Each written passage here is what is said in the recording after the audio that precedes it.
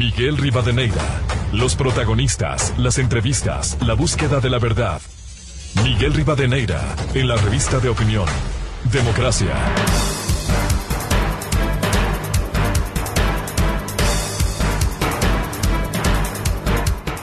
7:04 en el territorio continental ecuatoriano, buscando la verdad en la revista de opinión Democracia. Queremos saludar a la doctora Catalina Yepes, reconocida médica e investigadora. Le invitamos para hacer una evaluación de lo que ha pasado con el enfrentamiento de la pandemia del COVID. Hay una nueva ola, se ha hablado. Hay un reconocimiento por la primera etapa de vacunación.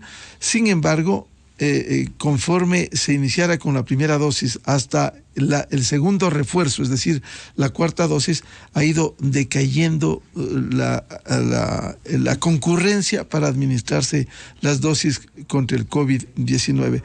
¿Cómo ha visto esta situación y en qué estado cree usted que nos encontramos en el Ecuador? Muy buen día, doctora Yepes. ¿Cómo está? Buenos días, gracias por la entrevista. Bueno, definitivamente estamos en dos escenarios. Un escenario es esta ola que ha empezado hace poco, con un crecimiento cada vez más rápido y sostenido de los contagios, aunque no con la magnitud en función del impacto en el número de hospitalizaciones y sobre todo en el número de personas que pudieran fallecer. Y por otro lado, un escenario que sí complica esto, que es el de una baja aceptación, por decirlo de alguna manera, de la vacunación, tanto de las terceras como de las cuartas dosis. Nosotros terminamos con una segunda dosis alrededor de con una cobertura del 83% más o menos. Sin embargo, ya cuando hablamos de terceras dosis, definitivamente la cobertura baja. Hablamos un 38% únicamente de la población que acudió a terceras dosis o primeras dosis de refuerzo, y una cuarta dosis que hemos visto que apenas un poco más de 700,000 personas se han aplicado esta última dosis. Entonces, sí es complicado en la medida en que mientras no esté toda la población inmunizada, protegida, tanto por la vacuna como por en su momento haber padecido la enfermedad, sí complica este escenario de esta ola. Doctora Yepes, si es que no está concurriendo quienes necesitan la tercera, la cuarta dosis, ¿será posible que el Estado vaya, identifique y vacune y con ello incrementa la administración de la tercera y cuarta dosis especialmente? Bueno, definitivamente en el país no se definió la obligatoriedad de la vacunación contra COVID-19 en ciertos grupos de edad. Ahora, para las terceras dosis y para las cuartas dosis sí que se ha, definido grupos específicos, sobre todo para la cuarta dosis. Yo sí creo que debemos un poco aumentar la comunicación sobre los efectos positivos que tiene la vacuna versus los pequeños o pocos eventos adversos que esto pudiera presentar. Creo que es momento de nuevamente relanzar esa alianza que funcionó con al inicio del gobierno, cuando se hizo el programa de vacunación en 100 días con la empresa privada, de tal forma que los trabajadores, los familiares de los trabajadores, los proveedores, los familiares, los proveedores, es decir, una vacunación a escala que permita alcanzar el mayor número de personas en el menor tiempo posible. Probablemente, dependiendo cómo vaya la situación, se debería retomar o se podría retomar aquellas situaciones en las que se exige la presentación del carnet de vacunación, pero con las terceras dosis.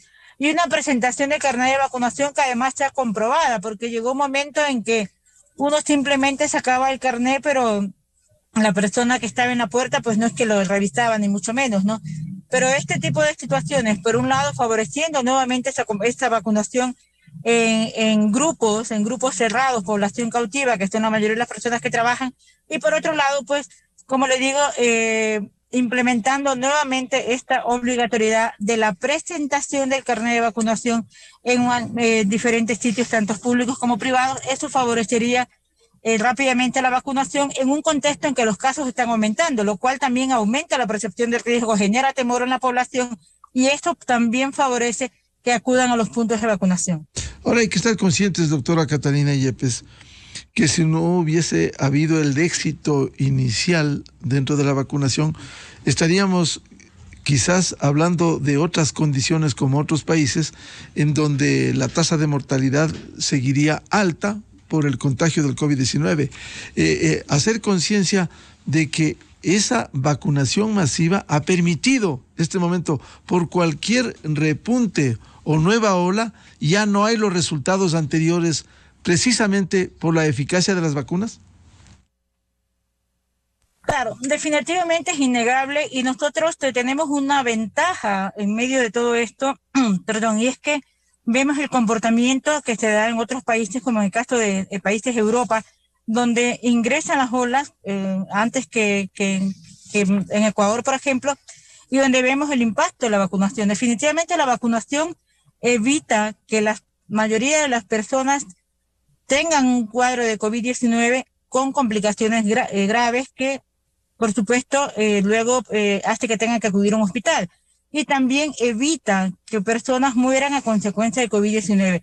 Por supuesto que se excluyen aquellas personas que aún estando vacunadas han tenido condiciones subyacentes como diabetes, hipertensión mal controlada, enfermedades con inmunosupresión y que además o adicionalmente han tenido conductas de riesgo. ¿Qué significa esto? El no usar la mascarilla en espacios cerrados, mal ventilados, poco ventilados, estar en aglomeraciones sin la mascarilla. Sin embargo, la vacunación es lo que marca la diferencia entre la primera ola a inicios del 2020 y lo que estamos viviendo ahora, donde tenemos unas variantes de Omicron, BA.4, BA.5, pero que sin embargo, aunque se caracterizan por ser muy contagiosas, por incluso evadir la inmunidad, tanto de la vacuna como de enfermedad previa, sin embargo, de aquello no llegan a producir cuadros severos ni defunciones, insisto, en la mayoría de las personas. Siempre habrá un grupo que aún estando vacunado podría llegar a complicarse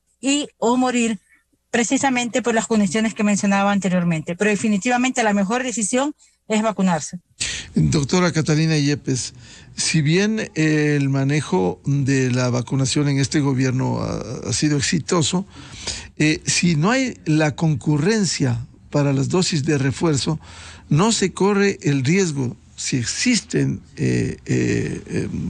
reservas de las vacunas en el país, no existe el riesgo de la caducidad. ¿Y qué ocurriría en ese caso? Bueno, definitivamente lo que usted acaba de decir es cierto, ¿no? Usted sabe que con las vacunas tienen un periodo de caducidad, sobre todo desde el momento que se descongelan los frascos de vacuna. Pueden transcurrir no más allá de 15 días, a veces un poco más, a veces un poco menos, y en este momento ya las vacunas nos sirven.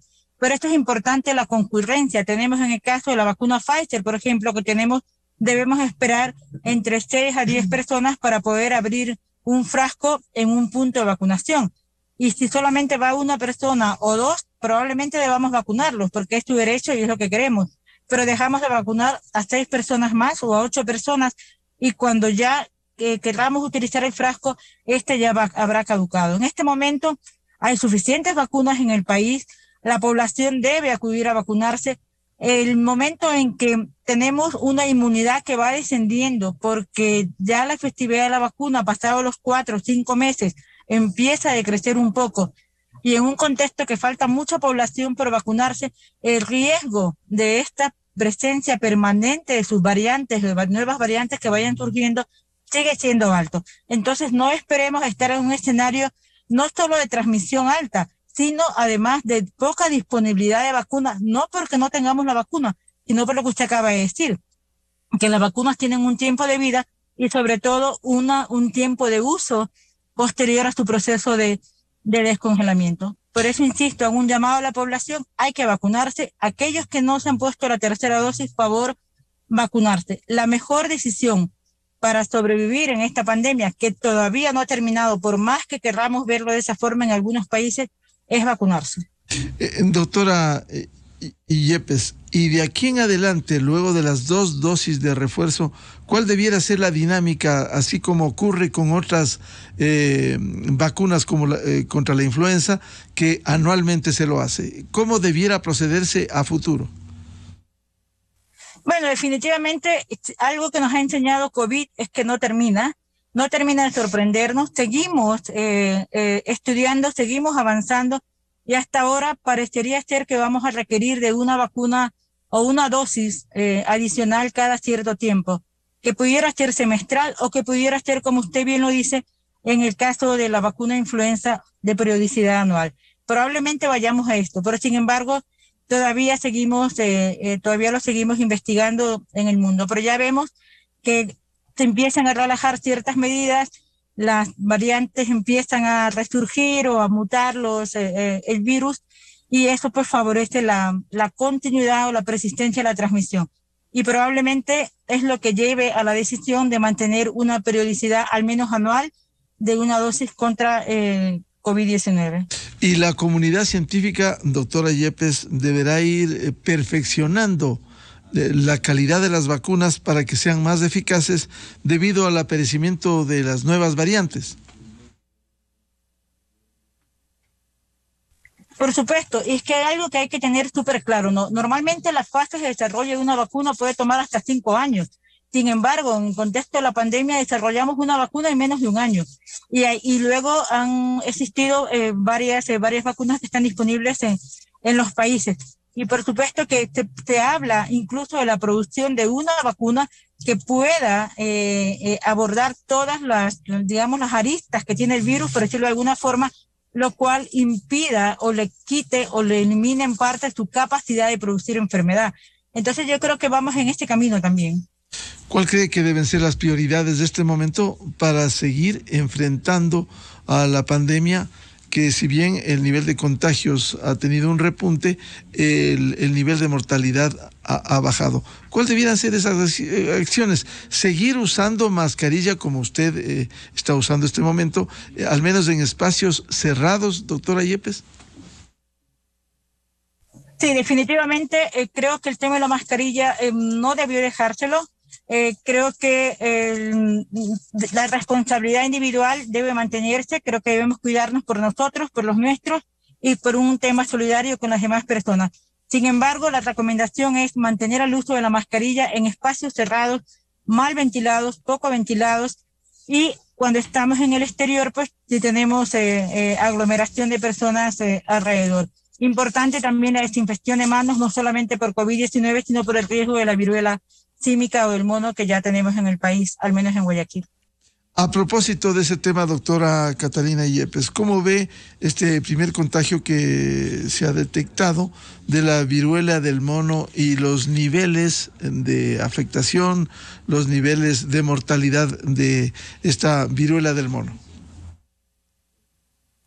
Bueno, epidemiológicamente hablando es algo que tenía que pasar, es decir, la introducción de esta enfermedad en nuestro país.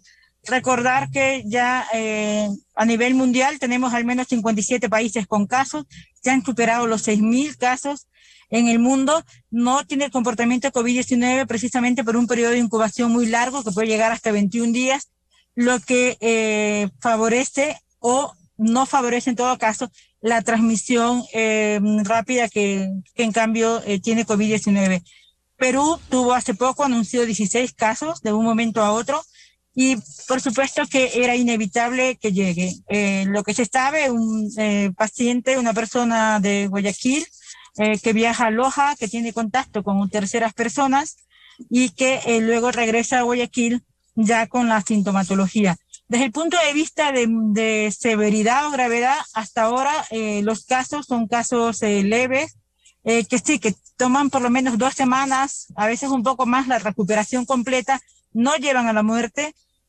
Por supuesto, habrán casos que sí serán complicados por las condiciones que ya dijimos anteriormente que aplican para toda enfermedad, es decir, condiciones de enfermedad severa previas o mal controlados que pueden complicar un poco. Sin embargo, en términos generales, es una enfermedad que puede tener hasta 2-3 semanas de evolución, que tiene un comportamiento leve, que requiere aislamiento definitivamente, que es extremadamente contagioso cuando se está en contacto con las lesiones, con las secreciones, con los fluidos y con las gotas respiratorias, que son gruesas en este caso, cuando se está a menos de 1 metro de distancia sin mascarilla de estas personas. Entonces, esa es un poco el resumen del comportamiento de la viruela símica o del mono, como también se la ha llamado. Doctora Yepes, y luego de esas 2 o 3 semanas de evolución, ¿cuál es el impacto y cómo desaparece luego del contagio de la viruela del mono? Sí, a ver, cuando hablamos de la viruela del mono, hablamos de una persona que empieza con un cuadro febril, una fiebre muy alta, con malestar general, algo que es llamativo, importante de tener en cuenta, los ganglios linfáticos, es decir, esos ganglios que tenemos alrededor del cuello, debajo de la axila, se inflaman. Esta triada, este conjunto de cosas dura alrededor de unos 3-4 días. A partir de ahí aparecen unas manchitas rojas en el cuerpo que luego se transforman en ampollas llenas de agua, que son las vesículas. Estas ampollas tienen luego un líquido medio verdoso, se convierten en pústulas y en las siguientes semanas, a 2 semanas, van convirtiéndose en costras o carachas, van secándose estas ampollas, y el periodo de contagio son contagiosas cuando estas lesiones son ampollosas, cuando son vesiculares, es decir, ya cuando se han secado no hay contagio, pero mientras están en aspecto de ampollas o vesículas sí que son contagiosas. Entonces muchas personas pueden ver estas manchitas, pueden haber tenido incluso, y eso es importante mencionarlo, se ha reportado en Buenos Aires, pacientes que han empezado con un cuadro que suponía un proceso amigdalítico, una enfermedad de la garganta, una amigdalitis con placas blancas, muy doloroso, muy serio, con los ganglios, y luego una que otra manchita en la cabeza, en las manos, en la zona perianal, en la región genital, esto es importante, en las palmas de las manos, las plantas de los pies y alrededor de la boca. Entonces, posterior a eso, va lentamente surgiendo de manera, digamos, generalizada en todo el cuerpo. Y esto es lo que lo diferencia de la varicela. La varicela se genera también con fiebre, no necesariamente hay ganglios, a veces sí, hay manchitas, luego las ampollitas, luego las costras, pero todo eso sucede muy rápidamente. En cambio, en el caso de la viruela símica, definitivamente hay fiebre, hay ganglios linfáticos, hay malestar general, dolor de garganta, los primeros 3 días. A partir del 4.º día, pues, o del 3.er día incluso, ya tenemos las manchitas, las máculas, como se las llama, luego desarrollan con el paso de los días ampollas, a vesículas y luego finalmente a costras. Y todo eso sucede en 2 semanas. Por eso es importante el aislamiento en casa, si es que está en casa. Por eso es importante, en la medida de lo posible, llamar a un centro de salud, enviar una foto, más no acudir, o acudir siempre que no se permita el contacto de otras personas con las lesiones, porque estas lesiones, sobre todo las pustulares, las vesículas, las ampollitas, son las que generan este contagio rápidamente. No es una enfermedad que se transmite exclusivamente por vía sexual, no es una enfermedad que se transmita solamente por hombres que tienen sexo con hombres, definitivamente no. Cualquier persona que esté en contacto con las lesiones definitivamente se va a contagiar. Por eso es fundamental volver a la higiene de manos como lo hicimos al inicio de la pandemia de COVID y, por supuesto, usar la mascarilla también. ¿Y qué pasa con esas ampollas que aparecen? Un riesgo es que el contagiado se reviente. ¿Y qué ocurriría en esos casos? No le escuché al último. Perdón. Sí, decía, doctora Yepes, el que se contagia, le aparecen las ampollas. ¿Qué pasa si se revienta esas ampollas? Definitivamente, si esas ampollas se revientan, se van a reventar, porque tienen que convertirse en costras o en carachitas, como se conoce comúnmente. Cuando se revientan esas ampollas y cualquier persona toca esas ampollas, esta persona se va a contagiar. Por eso es fundamental, en el caso de la viruela símica, no tocarse las lesiones, aislarse si aparecen estas lesiones. Si ha tenido un cuadro febril y empieza a ver unas manchitas en el cuerpo, en las manos, en los pies, en la boca, alrededor del ano, en la zona genital, entonces sí, y no importa que no haya salido del país, pero puede sospechar que está frente a un caso de viruela símica o del mono, acudir al centro de salud más cercano o llamar por teléfono, pero mantener aislamiento y sobre todo evitar tocarse las lesiones o que otras personas toquen estas lesiones, porque entonces sí el contagio va a ser inmediato, sobre todo en personas mayores de 40 años. Recordar y que en personas menores de 40 años, porque aquellos de 40 años en adelante sí que recibimos la vacuna de la viruela humana en su momento hasta 1980, en que fue erradicada en el mundo. Los que tienen menos de esa edad, por obvias razones, no se han vacunado contra la viruela, no es una vacuna que esté disponible, que dejó de producirse, entonces ellos sí tienen el mayor riesgo de contraer viruela ahora mismo, viruela símica. Es decir, este momento la vacuna contra esta viruela no es tan apremiante como sí lo fue para el COVID. Claro, es una vacuna por ejemplo, tenemos en Estados Unidos se ha producido, pero para los brotes que año a año prácticamente ocurren en África. De hecho, no es la primera vez que hay brotes de viruela símica, sin embargo, es la primera vez que ocurre fuera de países del continente africano. Y es un brote importante. Tenemos ya 6.000, 7.000 casos en todo el mundo y sigue creciendo la cifra en más de 56 países. Pero ya se está planificando en desarrollar una vacuna contra la viruela símica. La vacuna que se está utilizando en los países de África es una vacuna que se produce a propósito o con base en la vacuna desarrollada para la viruela humana y que ofrece protección contra la viruela símica. De todas formas, ya se menciona el hecho de desarrollar una vacuna, pero no de aplicación masiva, sino una vacuna para las personas que están en riesgo y para los contactos de estas personas, más no de forma masiva, porque hasta ahora no se considera que sea un problema de importancia para la salud pública internacional de la magnitud de COVID-19, por ejemplo. Entonces, hay una conducta expectante alrededor de esto. Doctora Yepes, ¿no hay el riesgo de lo que nos ocurriera con el COVID-19, de un contagio masivo luego del primer contagio que se detectara en el país? No, definitivamente la viruela símica no es COVID-19. COVID-19 tiene una transmisión aérea, es decir, está en el aire, se mantiene suspendido por horas, recorre hasta 8 metros en espacios cerrados. Por eso han habido contagios en hoteles, en restaurantes, en supermercados.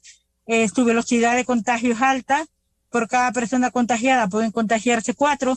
Sin embargo, en el caso de la viruela símica no se transmite vía aérea, es una transmisión por contacto estrecho, sea tocando las lesiones, a través de los fluidos, pues, secreciones, contacto sexual y gotas respiratorias gruesas, que no son finas como las de COVID, pero que igual amerita el uso de la mascarilla.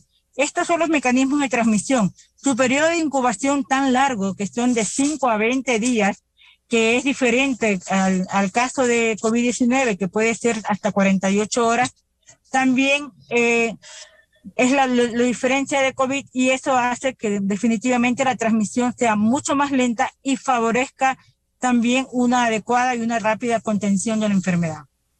¿Y en este contagio de la viruela del mono, algún tipo de administración de medicamentos o solo control en la evolución de este contagio? Bueno, definitivamente el comportamiento terapéutico es de soporte, es decir, como es una enfermedad que tiene un inicio, una evolución que no lleva a complicaciones, lo único son las lesiones, las molestias, el prurito o picazón. Entonces, es el manejo de la fiebre con paracetamol, y luego pues de ahí únicamente hidratación y, por supuesto, dependiendo de las molestias, pues algo de loratadina o de cremas que pudieran aplicarse en la zona de las lesiones. Pero nada más. En aquellos casos complicados, pues ya dependerá del clínico o el infectólogo el manejo más adecuado que pueda dar en cada paciente. Sin embargo, no necesita en este momento ningún tipo de medicación compleja, ¿no? Ni de difícil acceso para tratarla, porque no existe un tratamiento específico para la viruela símica. Bien, a la doctora Catalina Yepes, médica investigadora, muchas gracias por explicarnos, por ilustrarnos sobre al menos estos dos temas, la evolución del contagio del COVID-19 y los casos de la viruela del mono, que ya fue detectado uno en el Ecuador. Como siempre, muchas gracias, doctora Yepes, su atención a la revista de Opinión Democracia. Muchísimas gracias por la oportunidad y buen día. Hasta luego. Muy amable. 7:29 minutos en el territorio continental ecuatoriano, buscando la verdad en la revista de Opinión Democracia. Vamos a una pausa publicitaria y luego tenemos previsto el diálogo con dos expertos, dos técnicos, para hablar sobre las presuntas irregularidades en el sistema de votación en la Asamblea Nacional, el doctor Santiago Acurio, catedrático, y el ingeniero Gabriel Yumiquinga de la Asociación Ecuatoriana de Ciberseguridad.